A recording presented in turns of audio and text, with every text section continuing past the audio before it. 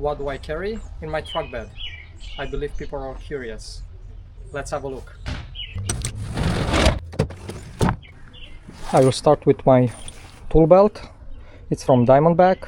It's a very good handy tool bag.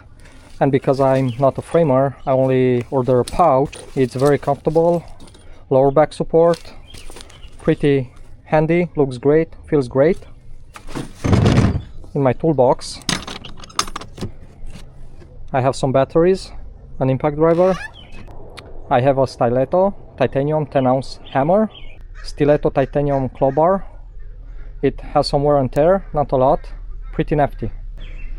Ear protection, jigsaw, circular saw, and lots of noise in the background.